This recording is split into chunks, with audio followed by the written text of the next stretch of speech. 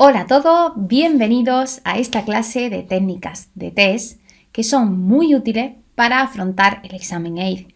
Ya me conocéis, soy Rocío Lorenzo, la coordinadora del curso intensivo EIR Asturias.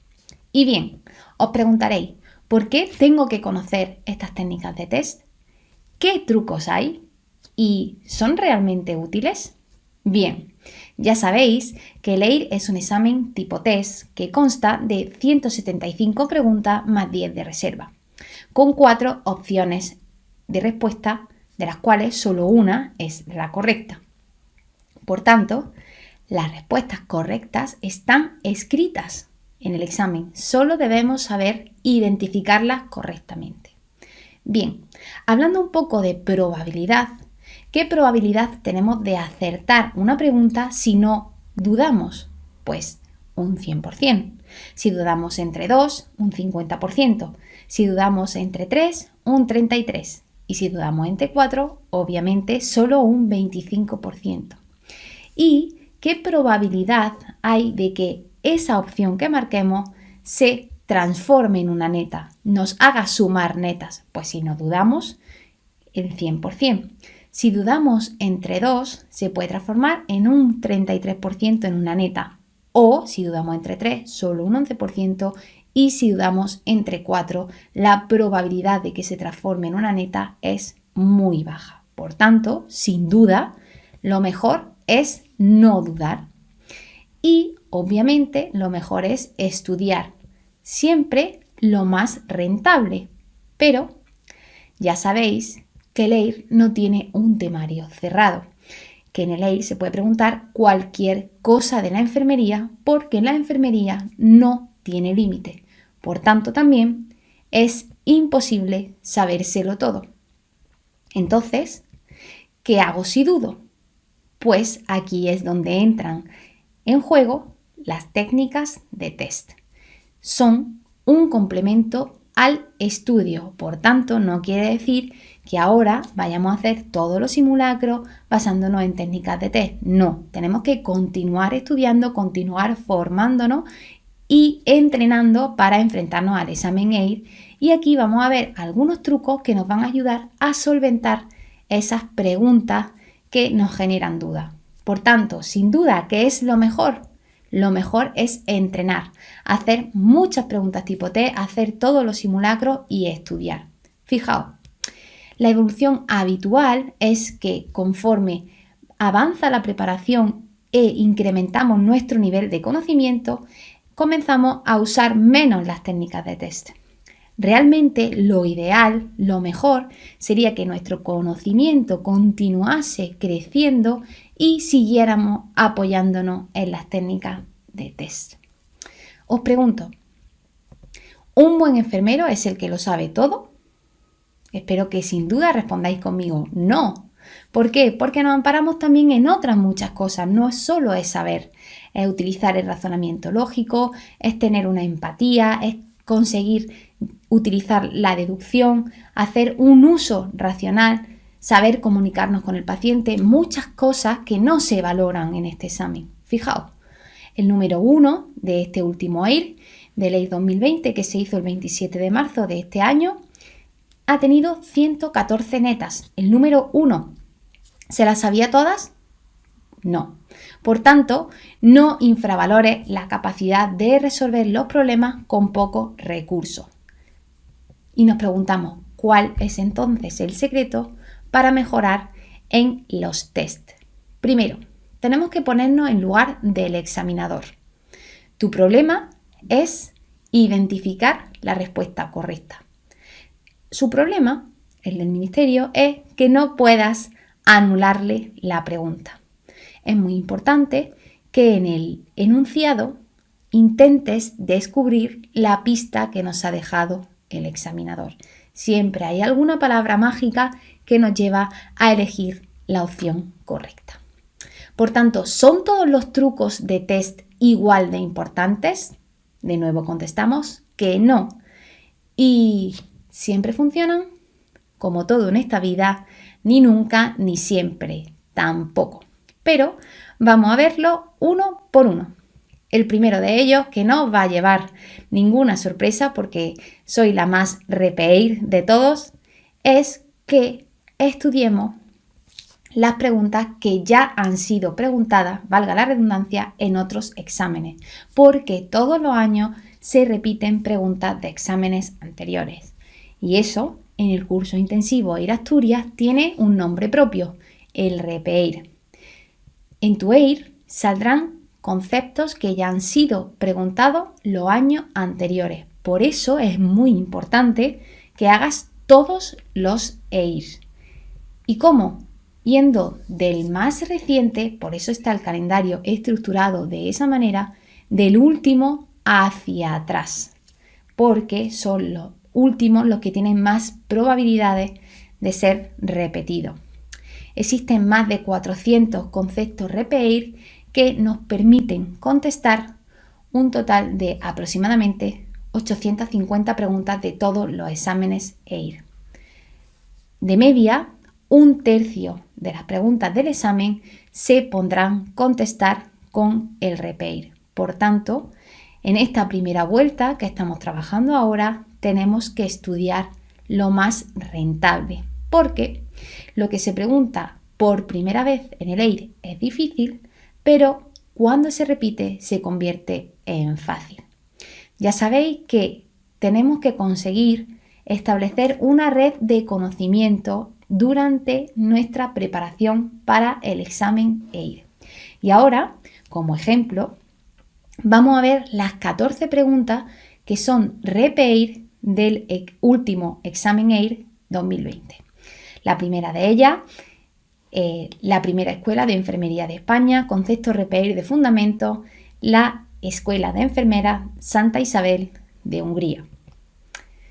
Pregunta de urgencia, el repeir sobre la clínica de la intoxicación digitálica. Ya sabéis, náusea, vómito, diarrea, somnolencia, cefalea, alteraciones visuales y arritmias.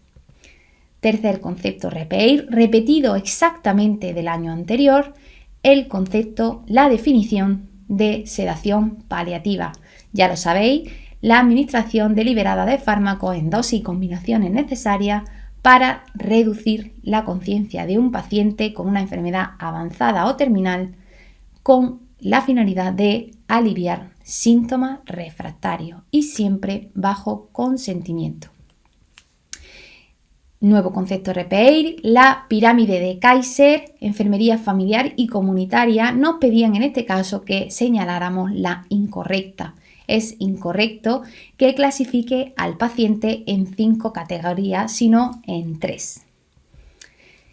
De nuevo, el método Hanlon, administración y gestión, que nos sirve para priorizar los problemas. Sabéis que es la magnitud más la severidad por la eficacia de la intervención y la factibilidad del programa. Siguiente pregunta, repeir, la ética de máximos y la ética de mínimos. Nos preguntaban que de forma que si los principios bioéticos entran en conflicto y se debe preservar y proteger en primera instancia, la de mínimos, obviamente. ¿Y cuáles son? No maleficencia y justicia. También el concepto repeir, los signos meningios, en concreto el Brudzinski. Fijaos que nos pedían la correcta y nos dicen que si al realizar una flexión pasiva de la nuca, esto conlleva que la rodilla y las caderas se flexionen, hablamos de un Brudzinski positivo. El kerning es extensión y la exploración puede concurrir ambos. El síndrome confusional agudo, concepto repeir de geriatría, de salud mental, de oncología y cuidados paliativos, un concepto transversal a muchas asignaturas y nos preguntaban, en este caso, que señaláramos la incorrecta. Pues la incorrecta es que se relaciona directamente con la existencia o el desarrollo de un diagnóstico de demencia, aunque no se hubiese diagnosticado hasta la fecha. Siguiente concepto repeir, de nuevo el síndrome confusional agudo o delirium y también nos pedían que señalásemos la incorrecta. En este caso es incorrecto que el sistema de ideas delirantes está estructurado y sistematizado. La pregunta 115, que habla sobre la marcha de 4 puntos apoyándonos en muletas de músculo esquelético, ha sido anulada. Entendemos que inicialmente sería correcta la opción 2, pero donde pone muleta izquierda debía poner muleta derecha. Otro concepto a repetir, hablamos de paciente quirúrgico y, como no, de la eliminación del vello antes de la cirugía. ¿Y qué es correcto? Pues es correcto que si es necesario eliminar el vello, lo vamos a utilizar con depilación química o máquina eléctrica, nunca con cuchilla de afeitar, ni tijera, ni cera. También concepto a repetir de mi asignatura de Oncología y Cuidados Paliativos, los grados de mucositis que propone la OMS. ¿Cuál es la correcta? El grado 2, concepto a repetir, eritema, úlceras poco extensas y el paciente mantiene la deglución a sólidos con un dolor ligero. El test de la atropina del sistema nervioso, también concepto a repetir, que se utiliza para el diagnóstico de muerte encefálica, que es positivo cuando el reflejo está ausente y la frecuencia cardíaca no supera el 10% de la frecuencia cardíaca basal. Y por último, recordemos que no evalúa el noveno par, sino el décimo, que no es un dopaminérgico, sino un parasimpático lítico y que la dosis es de 0,04 miligramos kilo. Y por último, hablamos de la escala de Ralji-Holmes de sucesos vitales estresantes y nos preguntan que la incorporación de un nuevo miembro a la familia es un acontecimiento incluido en la escala de acontecimientos vitales estresantes. Fijaos que siempre nos habían preguntado sobre los 3 primeros, la muerte del cónyuge, el divorcio, separación, vinculados al matrimonio, en este caso a la llegada de un nuevo miembro a la familia. Esta es la primera regla. Vayamos con la segunda, que sería la álgebra, la aritmética de Leir. Las probabilidades puede y porcentajes intermedios suelen ser verdaderos. El siempre o el nunca y los porcentajes muy extremos suelen ser falsos. Fijaos, puede, siempre en rojo, suele, podría ser, y el puede, muy probable que sea cierto. De nuevo, igual con los porcentajes muy extremos, 99, 100, 60, 70 pudiera ser, y casi siempre los intermedios, 20, 40. Vamos a ver algunos ejemplos que podíamos haber contestado con esta regla en este último examen. Primera pregunta, la 133, nos hablan sobre la hematuria y sus causas. Señalemos la incorrecta. La incorrecta es que característicamente la hematuria, consecuente a la infección del tracto urinario, es indolora. Fijaos, característicamente la hematuria de una infección urinaria es dolorosa. Y fijaos las palabras mágicas escritas en las opciones. La indolora puede, un ejercicio, una carrera de larga distancia puede y algunos fármacos pueden. Todas estas eran ciertas y la que no contenía el puede era la falsa. Otra opción, la pregunta número 100 sobre la gema de la guía del asma y nos dicen que señalemos la correcta en relación a los nebulizadores JET. Nos dicen que es correcto que debemos utilizar flujo elevado de entre 6 y 9 mililitros por minuto. Fijaos, palabras en rojo, el aerosol solo, no, siempre y un 60-70% del volumen nominal se pierde en el ambiente. Esto es una barbaridad. ¿Para qué vamos a utilizar el nebulizador si la mitad se nos queda por el camino? Bien, también debemos saber que la gran mayoría de las reglas tienen sus excepciones. Y como excepción a esta regla tenemos la pregunta número 3 vinculada a imagen, que nos preguntaban sobre esta mascarilla. Si hubiéramos utilizado esta técnica, podríamos haber marcado la primera o la segunda, porque incluyen el puede.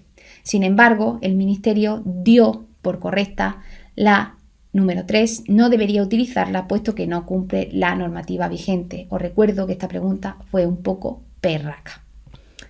Tercer ejemplo, el álgebra de Leir. Cuando dos opciones son antagónicas, se contradice la una a la otra, una de ellas suele ser la correcta. Cuando dos opciones son iguales, es decir, dicen lo mismo, ninguna de ellas es la correcta porque en el Leir solo hay una opción correcta y la doble negación se transforma en una afirmación. Veamos algunos ejemplos. Por ejemplo, pregunta número 138 sobre el reservorio subcutáneo. Nos dicen que señalemos la correcta y la correcta es no inyectar líquidos a través del reservorio con jeringas de menos de 10 mililitros, ya que la silicona de la cámara puede fisurarse y extravasar la medicación. Ahí nos están diciendo 10 mililitros y aquí nos están diciendo 5 mililitros. Se contradicen los volúmenes, una de ellas era la correcta, la número 1. Las parejas, fijaos como en este ejemplo, pueden estar separadas. Se debe esto a la aleatorización que hace el Ministerio sobre las opciones. Pero veremos otro ejemplo donde están seguidas, como en el EIR 2019, que nos dicen que nos indica el nivel del sellado del agua de un drenaje torácico. Fijaos la primera opción, que es la correcta, la presión negativa en la cavidad torácica. Fijaos la segunda, la presión positiva en la cavidad torácica. Una de las dos que se contradicen era la correcta. Otro ejemplo del 19, nos preguntan sobre la diabetes tipo 1 y nos piden que señalemos la incorrecta, cuál no sería una opción en relación a la práctica deportiva. Y nos ponen la opción 1 y la opción 2 prácticamente idénticas. Si la glucemia antes del ejercicio es mayor de 300, si la glucemia antes del ejercicio está entre 100 y 150. Fijaos de nuevo como una de ellas era la correcta. Otro ejemplo del 19 nos ponen una espirometría y nos dicen que señalemos la correcta en base a los valores que nos están dando. Y las opciones son patrón no obstructivo, patrón obstructivo. Una de las dos, de nuevo, la opción correcta. Tenemos también el ejemplo de las quemaduras de segundo grado. Nos dicen una quemadura con líquido caliente muy dolorosa, con flictena de aspecto rojo brillante y sin afectación del retorno venoso. ¿Es una de segundo grado superficial o de segundo grado profundo? Fijaos cómo las parejas vuelven a estar seguidas y de nuevo una de ellas era la correcta. ¿Y cuáles son las excepciones a esta regla? Por ejemplo, la pregunta de el signo de Trousseau, la mano de comadrón del EIR 2019, que nos preguntaron sobre este signo en concreto y fijaos cómo las parejas existen dobles parejas. En este caso, al ser idénticas las 4 opciones, antagonizándose la una de la otra, no podíamos utilizarla porque es necesario conocer el concepto en sí. Y el número 4, mi técnica test favorita, la opción diferente o también denominada la oveja negra, que consiste en descubrir que una de las opciones no tiene que ver nada con las otras 3. Por ejemplo, pregunta del 2020 de farmacología. Nos hablan sobre la hierba de San Juan o el hipérico y nos piden que señalemos la correcta. Fijaos que la correcta es que es un potente inductor enzimático capaz de disminuir la biodisponibilidad de fármacos orales metabolizados por esta enzima. ¿Y qué nos dicen las otras opciones? Que es capaz de aumentar, incrementar. 3 positivas y una negativa, disminuir. De esa era la correcta, la oveja negra. Otro ejemplo. Pregunta también de Farma sobre los antibióticos. cuál sospecharía que tiene menos posibilidad de hacer una reacción alérgica en un paciente alérgico a la penicilina. De nuevo, aquí tenemos a la ovejita. Tenemos 3 fármacos que son familia directa de las penicilinas y pueden tener reacciones cruzadas. En cambio, el ciprofloxacino es una quinolona. Aquí estaba la ovejita. Pregunta de bioestadística, la número 43, ¿cuál de los siguientes no es un estudio observacional? Fijaos, estudio de prevalencia, estudio de concordancia, estudio de casos y controles, ensayo de campo. Ese no es un analítico observacional. Otro ejemplo de esta técnica, pregunta 84 de salud mental. Entre las características de las familias que influyen positivamente en un buen desarrollo de la salud mental no se encuentra la estructura jerárquica y piramidal, donde las funciones de cada uno de sus miembros están perfectamente definidas. Fijaos que es una opción muy negativa y todas las demás son súper positivas. La orientación hacia un sistema abierto, límites permeables, autoridad compartida, todo como muy zen, y la opción 3 muy estricta. De nuevo aquí tenemos la ovejita. Pregunta 156. Fijaos que para Pharma nos sirve un montón la oveja y nos hablan sobre la conciliación de la medicación al alta hospitalaria. ¿Cuál es la correcta? Pues es correcta la número 1, que es una práctica que se ha desarrollado con el objeto de mejorar la comunicación y disminuir los errores en las transiciones asistenciales.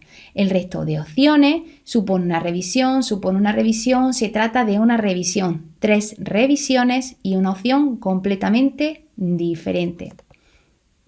Y por último, podemos elegir también esta pregunta, la 176.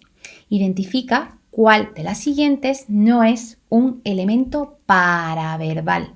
No es un elemento paraverbal la sonrisa.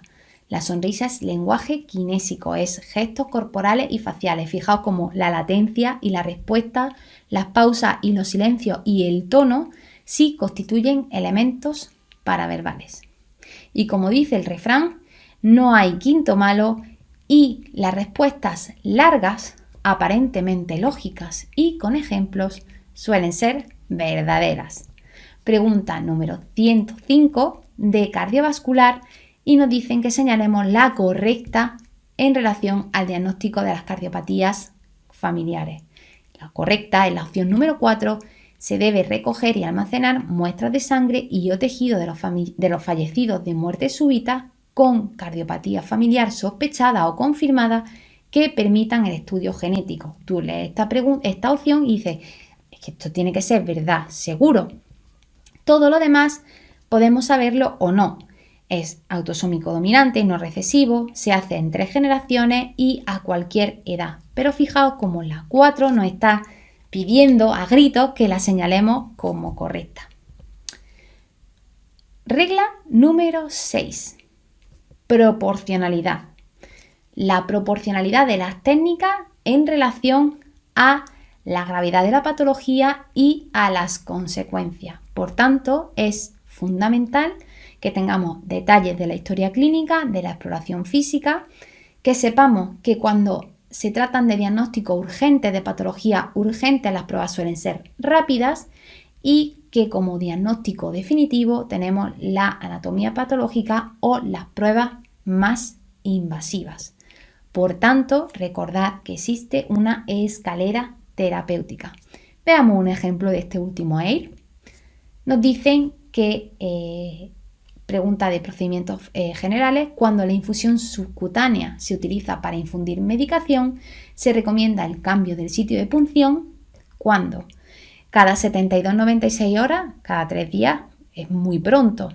Cada vez que se infunde una nueva dosis, una barbaridad. ¿No se debe cambiar rutinariamente? Vamos a ver, esta la descartamos automáticamente. Pues algo proporcional, algo adecuado, algo correcto es cada 7 días. Otro ejemplo es esta pregunta de digestivo que nos dicen que la pirámide de decisión del tratamiento de la incontinencia fecal conlleva un enfoque escalonado, yendo de abajo, medidas conservadoras, a arriba, técnica invasiva, justo de lo que estamos hablando, y que qué lugar ocuparía el estoma. El estoma es abocar el intestino a la pared abdominal. Por tanto, ¿dónde va a estar? Pues sin duda en el último lugar, en el vértice, pues se trata de una técnica muy invasiva. Fijaos, algo proporcional. Esto no va a ser en primer lugar una base porque es la base porque es una técnica conservadora, ni en la zona media porque es mínimamente invasiva. Fijaos cómo cambia la vida de un paciente que tiene una ostomía.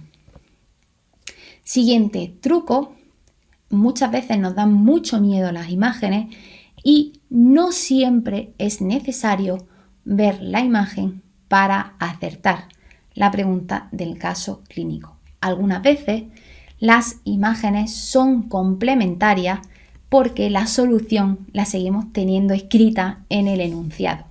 Por tanto, es muy recomendable que en las preguntas vinculadas a imagen, primero leamos la pregunta y luego nos fijemos en la imagen. Fijaos en esta pregunta del EIR 2019 que nos pusieron esta distribución de una casa y nos preguntan que AJM es un señor de 72 años que vive en su casa y que la enfermera de atención primaria acude a su domicilio para valorar los riesgos del hogar. Que cuál de las siguientes opciones sería una recomendación para solucionar los problemas detectados. La opción correcta es la número 1, fijar bien las alfombrillas del salón, pasillo y dormitorio con una superficie antideslizante. Las otras opciones no nos hacía falta leerlas porque eliminar la alfombrilla antideslizante del suelo de la ducha no es buena idea, es necesaria. Colocar los artículos y utensilios de cocina que se utilizan más a menudo en estanterías y armarios superiores, todo lo contrario, sino lo más próximo a nosotros. Y no se observan factores de riesgo de caída en el domicilio, pues no hay nada más que ver que la casa está llena de moquetas.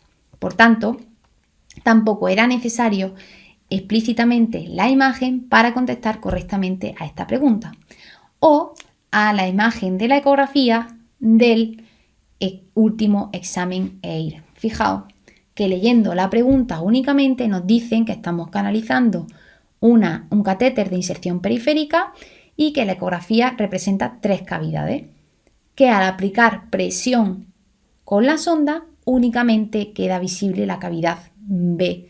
Si estamos cogiendo un catéter periférico, estamos visualizando estructuras vasculares y si la estructura vascular no se comprime, queda visible, es una arteria. Si las otras dos se comprimen, son venas. Opción 4, correcta.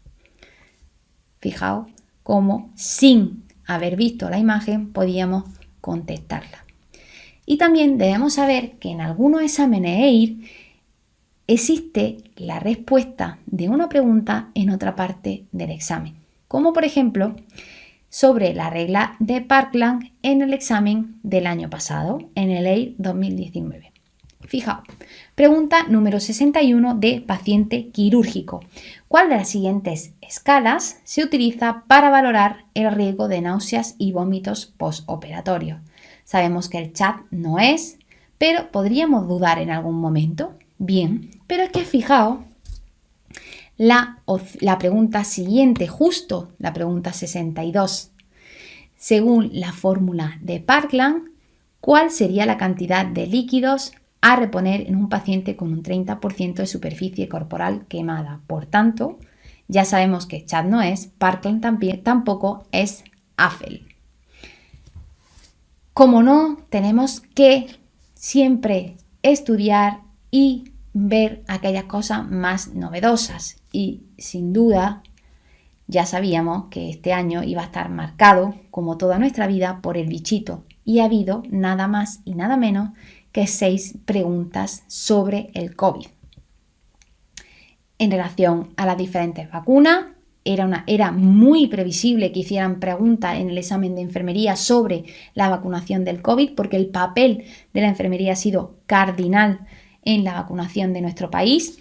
¿Y cuál era la correcta? de esta primera pregunta, de la 170, que la vacuna de Moderna puede almacenarse en perfectas condiciones hasta 30 días en una temperatura de 2 a 8 grados.